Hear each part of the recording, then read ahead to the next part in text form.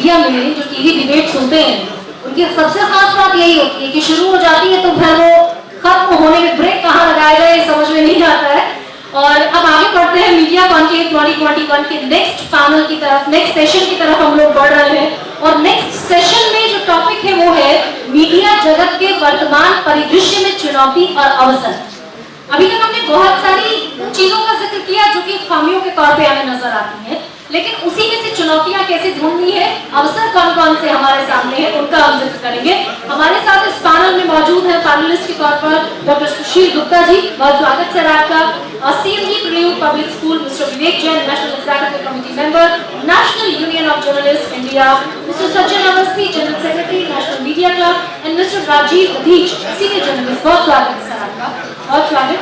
और सबसे पहले मिस्टर विवेक जैन, मेरा सवाल आप ही से है, मीडिया जगत की वर्तमान परिदृश्य में चुनौती और अवसर को आप कैसे? हाँ, ये जो आज का विषय है चुनौतियां और अवसर, अगर पत्रकार के लिए चुनौतियां बढ़ी हैं तो अवसर भी उतने ही बढ़े हैं।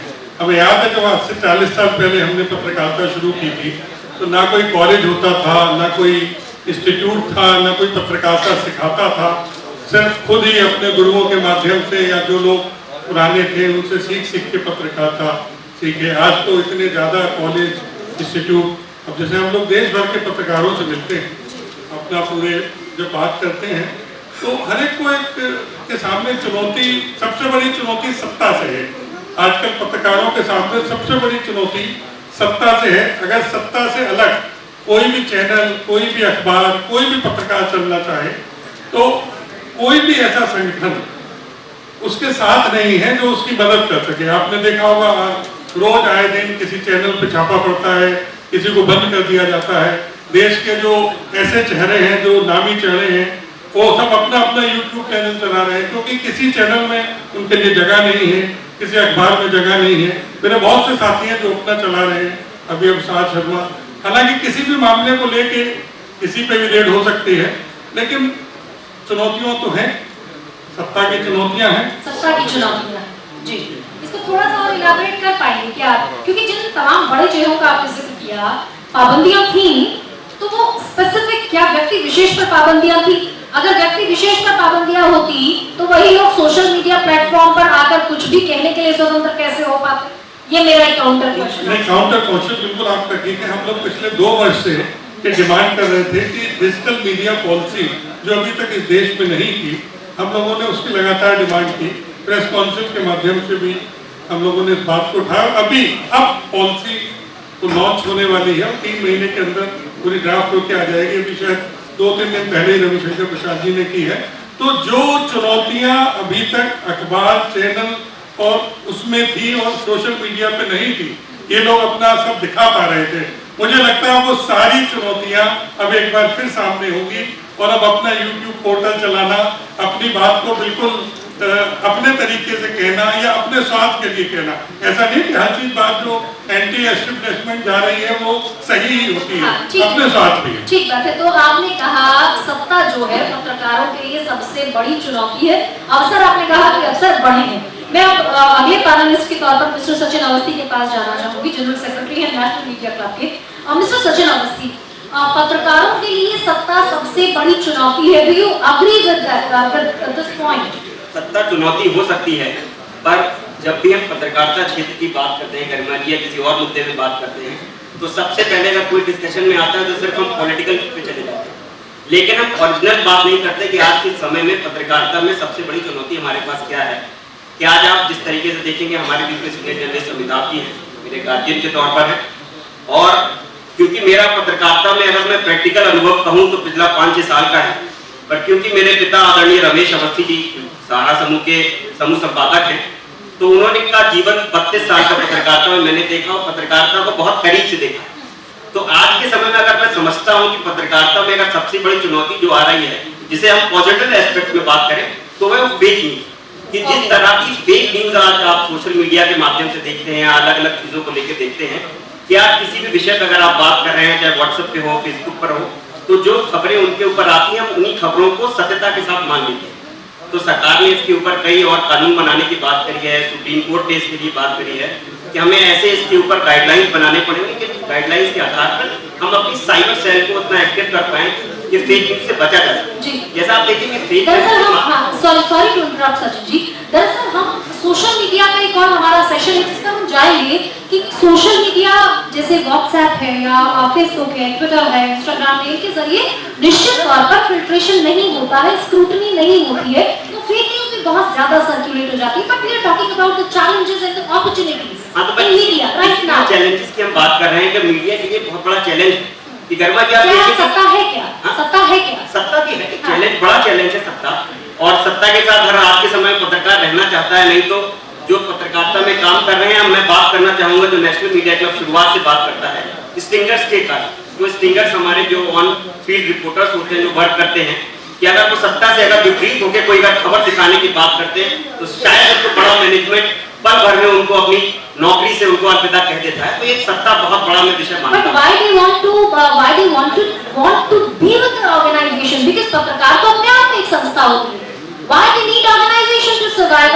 I mean, this is a very relevant question. नहीं, आप बिल्कुल, मैं आपसे बात से एग्री करता हूँ इस बात को लेकर। लेकिन आज के समय में अगर कोई पत्रकारिता में काम कर रहा है, पोर्टल वालों की या फिर सोशल मीडिया के माध्यम से जो लोग पत्रकारिता कर रहे हैं, वो किस तरीके से अपने जीवन का, जिस तरीके से अपने परिवार का पालन पोषण कर रहे हैं, वो यहाँ पर हमारे बैठे हुए पत्रकार उस बात को समझ सकते हैं। तो आज अगर अपनी जीवन को आगे बढ़ाने के लिए अच्छे ऑर्गेनाइजेशन के साथ आदमी काम करना चाहता है, क्योंकि वो अच्छी सैलरी की एक्सपेक्टेशन करता है, वो चाहता है कि हम अपने घर परिवार को चला पाए, तो उसके लिए एक अच्छी संस्था के साथ, अच्छे ब्रांड के साथ रहना चाहेगा, जुड़ना जरूरी हो जाता है। मिस्टर राजीव दधीच हमारे साथ सीनियर जर्नलिस्ट के तौर पे। राजीव जी, बहुत ही वायलेंट, अब मैं थोड़ा सा इस चर्चा को एक सेंसिबल तौर पे बढ़ाना चाहती हूँ आगे।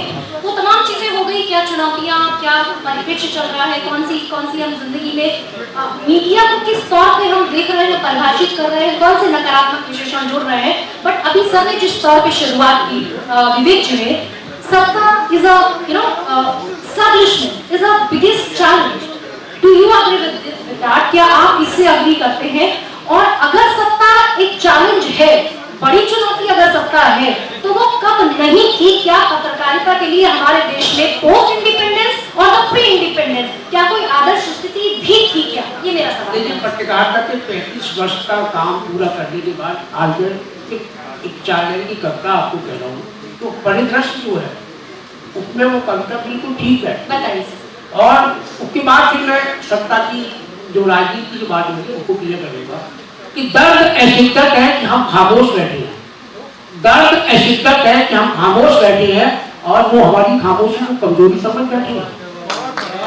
कि सच बोलता हूं तो आ जाती है शामत, सच बोलता हूं तो आ जाती है शामत, मगर जिंदगी में चुप रहकर भी गुजारा नहीं होता। ये एक पत्रकार का एक स्लोगन बन गया है कि वो जब तक चुप रहेगा गुजारा नहीं कर पाएगा। ऊपर बबूला जो है, जो जुनून है समाज के प्रति, जनसेवा के प्रति एक विषय के रूप में, हालांकि वो सब चीजें अब जीवित नहीं है।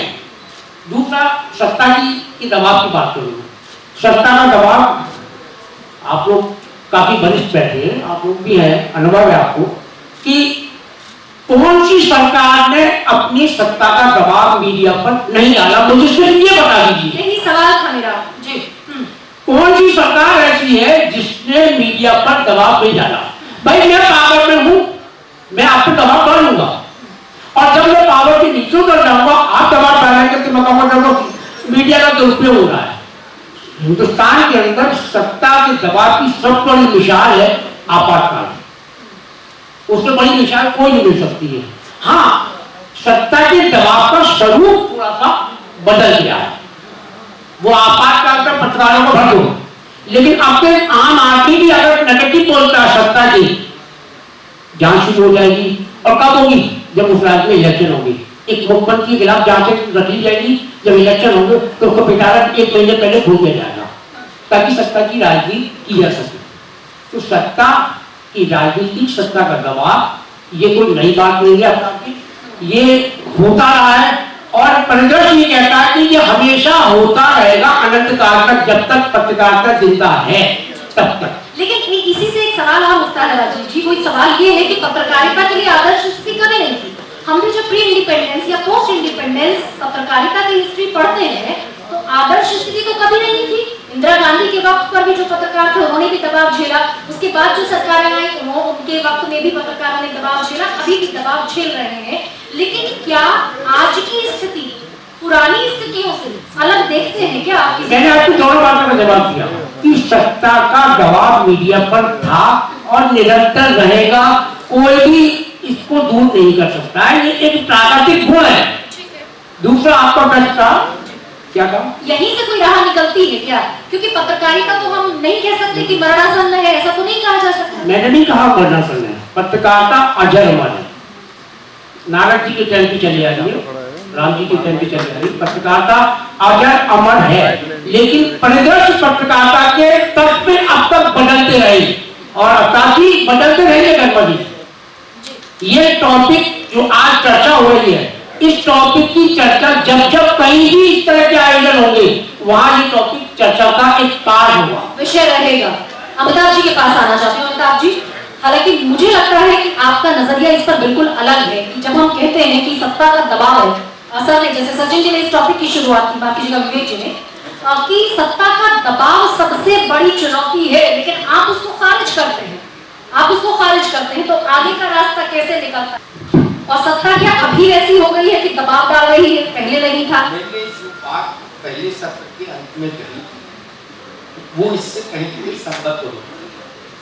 आर्मी में फॉर्म भरा, सिफारिश लगवाई हमसे कि भाई हम सिपाही हो जाए। अब जब सिपाही हो गए, कारगिल में तैनात हो गए, तो अमिताभ जी 2 गनर दिला दो, बड़ा खतरा है। आपको पहले नहीं पता था खतरा है? पता था ना? तो रेलवे में अप्लाई क्यों नहीं किया? कोई खतरा नहीं था। यानी हिपोक्रेसी बंद कर। अच्छा, ये हिपोक्रेसी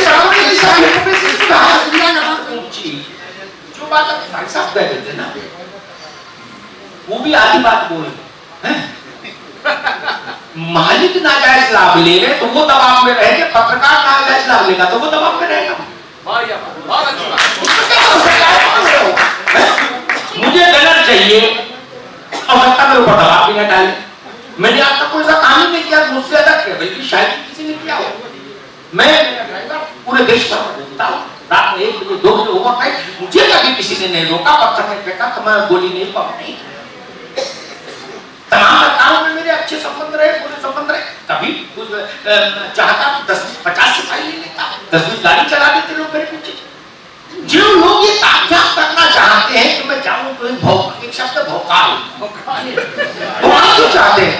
फिर क्रांति भी करेंगे, भौकाल भी करेंगे, डबल मीनिंग की बातें हैं भाई, मेरे से नहीं चलेगी ना। मैं तो विशुद्ध बात जानता हूं, अपनी मर्जी से आए हैं, ये पेशा आपको सूट में करना छोड़ दीजिए, भाषण क्यों? दूसरी चीज और कह दूं, फेक न्यूज की बात सचिन का मसला ये है, क्या हम पत्रकारिता की स्वतंत्रता के नाम पर क्या लगा रहा हूं, उसके मेरे ऊपर लगेगा। क्या ऐसा तो नहीं कि हम में से ही कुछ लोग, एक वर्ग पत्रकारिता की स्वतंत्रता के नाम पर या सत्ता के दबाव के आरोप के नाम पर कुछ भी प्रकाशित प्रसारित कर देने की छूट चाहता है? अगर चाहता है तो वो मेरी दृष्टि में पत्रकार नहीं, वो पूरी पत्रकारिता इंडस्ट्री को बदनाम करने वाला है। आप जिम्मेदारी क्यों नहीं लेना चाहते? आप एक किसी ने कहा, एक यूट्यूब पर चला, खड़ा हो गया बच्चा कोई और कहा कि आपको पता है, हम बताते हैं सनसनीखेज खबर, सुन लो क्या बता रहा गलत। बोले राकेश टिकैत की 600 करोड़ से ज्यादा की संपत्ति, ये कहने वो तो गायब हो गया। अब अगर उसको एनएसए लगाते कोई तो ये कहेंगे कि भाजपा क्या है, नेशनल यूनियन, और सचिन कहेगा कि चलो धरना दे दे, तो आप बताएंगे कि 600 करोड़ की संपत्ति बनाने तो पड़ेगा ना। अगर आप ये चाहते हैं तो माफ करिए, हम आपके साथ हैं, सेमिनार वाले आपके साथ हो सकते हैं, मैं उस आदमी के साथ नहीं जो ये बता के भाग जाए कि आपको पता है 17 मामले हैं राकेश टिकैत के। अब जवाबदारी है, पब्लिक पर बोले हो, उत्तर दो। अगर आपको डीएम बंद कर दे तो जो हमने टकराएगा, जो हो जाएगा, मोदी जी मुर्दाबाद, फलाने जी जिंदाबाद, व्हाट है। तीसरी बात, आखिरी बात कहता हूं, नहीं कर कई बार हमको सत्ता इसलिए भी बुरी लगती है हमारी अपेक्षा किसी दूसरी पार्टी की सत्ता की होती है, आप दूसरी जाती। बोले भाई तो राम गोपाल जी थे, बिल्कुल सेट था मामला आपने। अब उसको पत्रकारिता का लवाला मत बनाइए, मैं माफी के साथ गुजारिश करूंगा ना। हमने देखी है जन्नत की हकीकत क्या है, गालिब बिल को गलाने के लिए ख्याल आता है। हमने पत्रकारों को नेताओं के यहाँ झूठे चाय के कप्पे उठा के देखा है, इसलिए हमको क्रांति मत समझो। हमने सफाई में खाना परोसते देखा लोगों को, हमने 3-3 घंटे चारण करते देखा लोगों को, मंत्रियों के बंगलों में, विधायकों के, सांसदों के बंगलों। वो पत्रकारिता को भाषण देंगे, ये बंद करिए भाई। मैं फिर कहता हूं, दुनिया में 1000 व्यवसाय है, वो कर लीजिए। वो नहीं लोगों ने कहा कि कहीं ऐसा दबाव नहीं रहा। और सत्ता का दबाव तो पूरे तंत्र पर होता है, किस पर नहीं होता? क्या संविधान में किसी ऐसे तंत्र की परिकल्पना की जो दबाव से मुक्त हो, यानी जवाबदारी से मुक्त हो जाए? नहीं, हम सब पर लाइबिलिटी है, बोनस है। क्या आपको जवाब देना होगा अगर आप कोई बात कहते हैं? हम जवाब नहीं देना चाहते, हम कुछ भी बोल के निकल जाना चाहते हैं। माफ करिए, जो लोग ये कहते हैं कि हमको, हम लोग तो भोगी हैं, मेरे ऊपर इतने केस लगे, ऐसे भी लोग हमको कहते हैं कि भाई साहब, मैं उनके अतीत के बारे में जब पता करता हूं तो मुझे पता लगता है वो किसी दूसरे की बंदूक अपने कंधे पर रख के चला रहे थे और उसको पत्रकारिता बता रहे। ये कविता होती है, वो किसी दूसरे की बंदूक अपने कंधे पर रख के चला रहे थे और उसको पत्रकारिता बता रहे। केशव मौर्य की बंदूक आप अपने कंधे पे चलाएंगे, फिर कहीं सत्ता का जवाब है। ये योगी जी की बंदूक अपने कंधे पे चलाएंगे। शिवपाल राम गोपाल के झगड़े में या तो सचिन शिवपाल की बंदूक लिए और ये राम गोपाल की, और सुनाई कि हम दोनों पत्रकार हैं। नहीं साहब, आप पार्टी की कार्यकर्ता क्यों नहीं होता? होगा ये जलवा रहेगा, जलाल रहेगा, स्कॉर्पियो दे देंगे एक सफेद, उसमें 4 लड़के बैठाओ, दिन भर घूमो। क्यों दिन में पड़े हुए? एक लाइन का उत्तर दे दीजिए, क्या किसी ने मजबूरी में कहा है पत्रकारिता करिए? और उन लोगों से के चलते पत्रकारिता बहुत कलंकित हुई, जिनके पास कोई काम नहीं था करने को, तो बोले समय बिताने के लिए करना है कुछ काम, बोले चलो शादी ब्याह हो जाए, पत्रकारी हो जाए। मैंने ऐसे लोग भी देखे हैं, ये संस्था चला रहा है सचिन, अंदाज होगा, ऐसे लोग देखे जो आते हैं हमारे पास, संपादक है, जो लोग आते हैं कहते हैं भाई साहब आप मुझे माइक आई दे दीजिए, प्रतिनिधि बना दीजिए। मैं कहता हूँ आपको पत्रकारिता स्कूल ले लेते हैं। उन्होंने 2 लड़के रख दूंगा। मैंने आप क्या करते हो? मैंने अपना रियल एस्टेट का काम है, पत्रकारिता है। अब ज्ञान भी दे दिया यहाँ सेमिनार में। माफ करिए, मेरी बात सीधी सच्ची है, नहीं सूट कर रहा, छोड़, वही रहे जो इसके ताप को झेल सके। सूर्य को गर्भ में धारण करना है तो कुंती होना होगा, ठीक है ना? अब मल्लिका शेरावत भी बने रहे और सूर्य भी गर्भ में धारण कर ले, ये नहीं हो पाएगा। माफ करिए। तो अभी सर ने जो बात कही वो ये है कि अभी जो बात शुरू हुई थी वेद जी से, वो पहुंची है यहाँ पर कि दबाव नहीं है। बात शुरू हुई थी कि सत्ता का दबाव सबसे बड़ी चुनौती है, लेकिन दबाव नहीं है। ये बात अमिताभ जी की जानिब से आई है। हमारे साथ सर भी, सर आपसे मेरा प्रश्न यही है कि आप कोई इसके बीच में भी देखते हैं क्या कोई स्पष्टता, सत्ता का दबाव है या सत्ता का दबाव नहीं है? एक और बात, अमिताभ जी ने जिक्र किया सर संपादक स्तर पर पत्रकारों का, लेकिन संपादक स्तर तक पहुंचने के लिए भी पत्रकारों को बहुत एक लंबे सफर से गुजरना होता है। तो वो जो जमीनी स्तर का पत्रकार है, उसके लिए कौन सी चुनौतियां और कौन से अवसर है? क्योंकि संपादक, देखिए हर पत्रकार तो नहीं बन जाता है, तो वो वाली चुनौती और अवसर का हम आपसे चाहेंगे स्पष्टता से आप कुछ सामने। धन्यवाद। सबसे पहले तो पत्रकारिता पे सत्ता की चुनौती, मैं थोड़ा सा इसको दूसरी तरह से देखता हूँ कि हर जगह ऑपोजिशन पहुँच जाता है और ऑपोजिशन सत्ता के खिलाफ कुछ भी अगर आप कहते हैं तो आपसे ज़्यादा कोई सशक्त माध्यम नहीं है। और एक दफ़े नहीं, 20 दफ़े ऐसा हुआ है कि आप लोगों ने सत्ता के खिलाफ जो बात गलत थी वो उठाई और वो दोबारा उसमें अमेंडमेंट्स आए। तो मैं ये कहूँगा कि उसका कोई सत्ता पे ताने और ना उनसे डरें और देश के हित में, लोगों के हित में जो गलत काम अगर सत्ता कर रही है तो उसको आप ही लोग हैं जो उठा के आगे ला सकते। जहाँ तक आपने सवाल किया कि हर पत्रकार संपादक तो नहीं बन सकता है, लेकिन फिर भी मैं चाहूँगा अगर अमिताभ जैसे पूछें कि उन्होंने शुरुआत कैसे करी थी और आज इस लेवल पे कैसे पहुँचे हैं और कितनी कठिन उन्होंने पूरा अपना जीवन में आगे आए हैं, तो मैं समझता हूँ कि इससे बड़ा कोई उदाहरण नहीं होगा। लेकिन उनके पास में जो एक बात थी वो एक जुनून था उनके। शायद मैं अभी ये बात भी बीच में आई कि उस समय की पत्रकारिता और आज की पत्रकारिता में फर्क। शायद उन्होंने कभी ये नहीं सोचा था कि भाई मुझे इससे कोई नाजायज तो नहीं कहूँगा मैं, कोई गलत या कोई मुझे फायदा उठाना है। तो अगर किसी भी प्रोफेशन में अगर आप थोड़ा सा ईमानदार रहेंगे तो ऊंचाइयाँ आपके लिए बहुत नज़दीक हो जाएंगी। हाँ, बहुत ही कड़े शब्दों में, बहुत ही मैं कहूँगा थोड़े से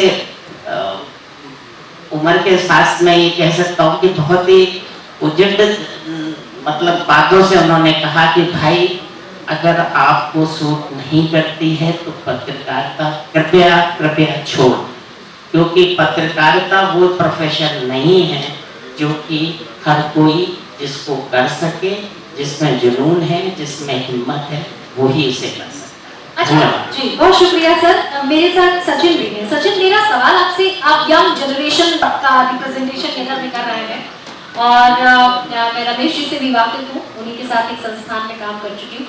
लेकिन ये जो बार बार कहा जा रहा है, सर ने भी बहुत दफा बहुत मर्तबा इसको दोहराया कि जो नहीं कर सकते तो परचून की दुकान खोलें, है ना, कुछ कर।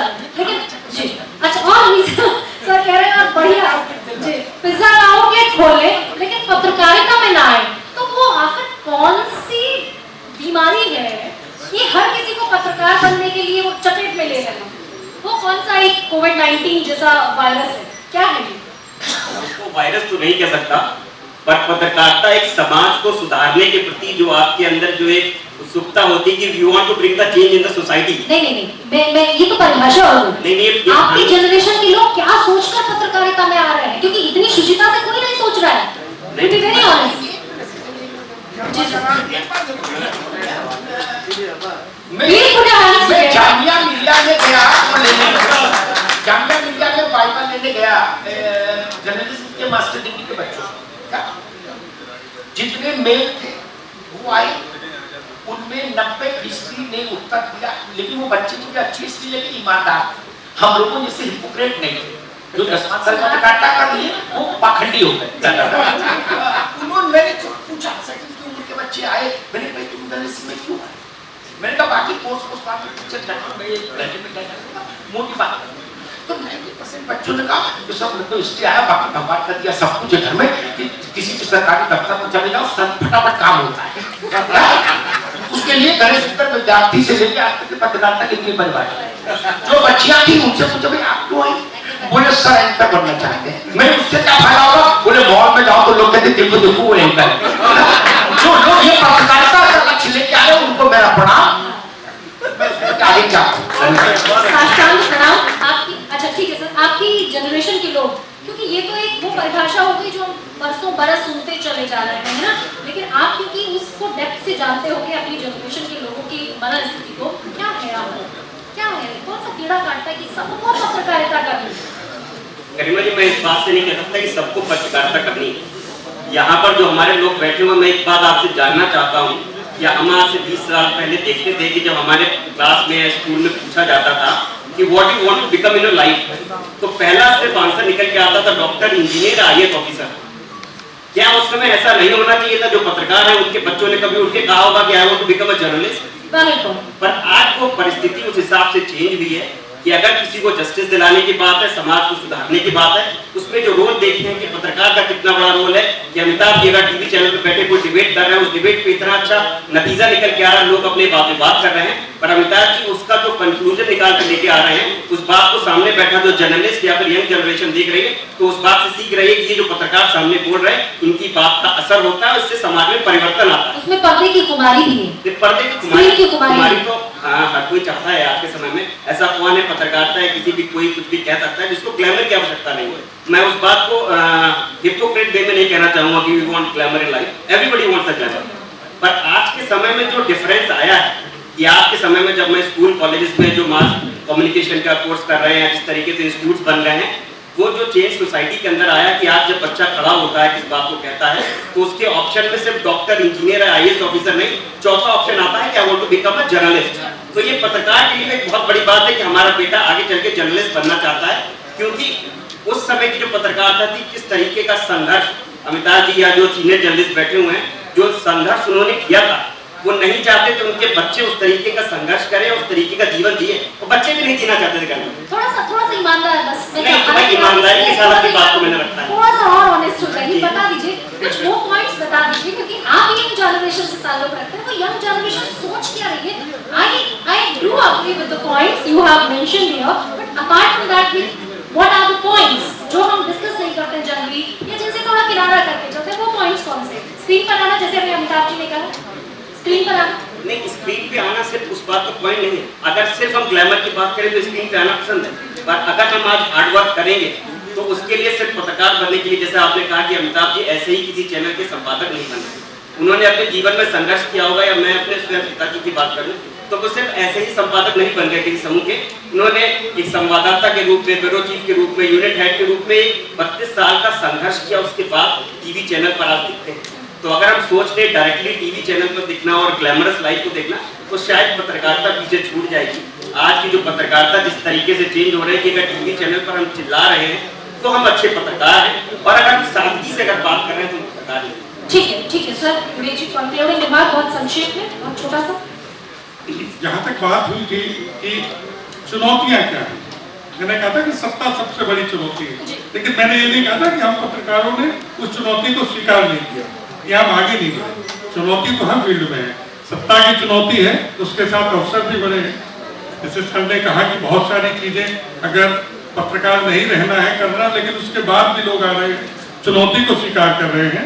विषय है, बहुत सारी चीजें मन से सही बात नहीं कही जाती। जैसे सचिन जी बता रहे हैं कि क्यों लोग आना चाहते हैं, पत्रकार का बेटा पत्रकार क्यों बनना चाहता है, और पत्रकार को क्या दिक्कतें, वास्तविक स्थिति जब देखेंगे वो हमारे इस डिस्कशन से बिल्कुल कहीं ना कहीं विपरीत होती है। हम जब बात करते हैं कि सत्ता की चुनौती की, तो सत्ता की चुनौती है, वो हमें स्वीकार है और उसी के अनुसार काम कर रहे हैं। आप जी ने कहा चुनौती की बात कर रहा हूँ, अब जी ने कहा कि उस लड़के ने ये कहा, उस लड़की ने ये कहा, ये चुनौती है। इस चुनौती का हमें, इस चुनौती को दूर करना है, तब ये पत्रकारिता का जो दशा और दिशा है उसको सुधार होगा। एक सबसे बड़ी चुनौती है जिसको हमें बहुत दूर करने की जरूरत है, और ये किसी एक या एक ग्रुप या किसी एक से नहीं हो पाएगी। सबसे बड़ी चुनौती यही है कि मीडिया के अंदर जो तथाकथित पूंजीवादी लोग घुस आए हैं, वो पत्रकारिता की दिशा और दशा को विकृत कर रहे हैं। मैं चाहूंगा कि ऐसे लोगों की छटनी की जाए और उनको मीडिया में कहीं भी एंट्री नहीं दी जाए, तो देश के अंदर पत्रकारिता का एक नया स्वरूप क्रिएट होगा, और वो रचनात्मक होगा, सृजनात्मक होगा और सकारात्मक होगा, और देश विकास की ओर बढ़ेगा। सरकारें विकास नहीं करती हैं, हम और आप विकास करते हैं, लेकिन मीडिया का जो महत्व है विकास की दिशा में पॉजिटिव चीजें छापना, जरूरी नेगेटिव। एक मैडम, एक हीरो है बॉम्बे में, उन्होंने अपनी पत्नी को तलाक दिया, वो खबरें कम छपी, लेकिन जब उन्होंने दूसरी शादी करी, अमिताभ जी पत्रकार उनके पीछे भागे शादी का कमेंट करने के लिए, क्या कह रहे हो भैया, और उसके सिक्योरिटी गार्ड उनको हथियार लगा रहे हैं, सिक्योरिटी ऑफिसर लगा रहा है, मार रहे हैं, लेकिन वो केवल उस हीरो की पत्नी का फेस लगा करता। मेरी नजर में ये पत्रकारिता नहीं है, यदि ये पत्रकारिता तो देश विकृत होगा, लोगों की मानसिकता विकृत होगी। ये बेकार है, ये चुनौती है। और सबसे बड़ी चुनौती जो पिछले 1 साल में दिखाई दी है वो है कोरोना। कोरोना ने अफवाह की सर्कुलेशन को आधा कर दिया, लोगों की छटनी कर दी, लोग वैसे ही भूखे मर रहे थे और भूखे मर रहे हैं। आज जो आप कह रहे हैं कि पत्रकारिता छोड़ दो, उन कोरोना काल के पत्रकारों ने पत्रकारिता छोड़ के चुनी परचूनी और परचून की दुकानें खोल ली। वो रोटी के लिए मोहताज है। पत्रकारिता का ये भविष्य तो क्या हमने कभी स्वीकार भी नहीं करता कि ये भविष्य होगा। पूंजीवादी व्यवस्था, कोरोना का संकट और वो हो है कि हिंदुओं ने तलाक दिया स्त्री के, उसकी खबर नहीं छपी, लेकिन उसने दूसरी शादी करी तो भागना है उसके पीछे फोटो खींचने के लिए। अरे भाई कोई गरीब की शादी कर रहा है 50 लोगों की, उसको सकारात्मक पहलू को उजागर करो मीडिया में, नहीं वो नहीं होगा क्योंकि वो बहुत बड़ा हीरो है, उसकी पत्नी की शादी हो रही है, वो जरूरी है। ठीक है राजीव जी, ठीक है। हालांकि क्योंकि वही है कि मीडिया वही दिखाता है, ये तर्क हो सकता है कि मीडिया वो दिखाता है जो जनता देखना चाहती है, तो आपको देखना चाहते हैं इसलिए मीडिया वो दिखाता है। लेकिन ऑडियंस का भी थोड़ा सा मैं इन्वॉल्वमेंट चाहूंगी। कितने लोग, क्योंकि हम तो ये कहते हैं कि 150 करोड़ की जनता में 150 से 150 लोग पत्रकार हैं, कोई भी कहीं से भी खबर किसी को भी दे सकता है। लेकिन यहाँ जितने भी लोग बैठे हैं उनमें से कितने लोग सहमत हैं कि यूपीएससी की तरह पत्रकारिता में प्रवेश के लिए भी एग्जाम होना चाहिए? बिल्कुल होना चाहिए। एक यूनियन लेवल पर एक एग्जाम कंडक्ट होना चाहिए। कितने लोग सहमत हैं इस बारे में? चलिए, तो होना चाहिए ताकि कोई भी मुंह उठाकर कम से कम पत्रकार ना बन जाए। स्कूटी पर, बाइक पर, कारों पर पत्रकार ना लिखवा कर, और जैसे सर कह रहे हैं कि वो कहीं पर उसको प्लॉट चाहिए, कहीं पर जमीन चाहिए। बहुत बहुत शुक्रिया मेरे तमाम पैनलिस्ट का। एक बार जोरदार तालियों के साथ इन सभी का धन्यवाद। Over to Vishwati. बुलाना चाहूंगी मोमेंटो के लिए मोहित जैन जी को, हमारे CCLA एग्जीक्यूटिव कमेटी से। तो सर से आग्रह है कि डॉक्टर सुशील गुप्ता जी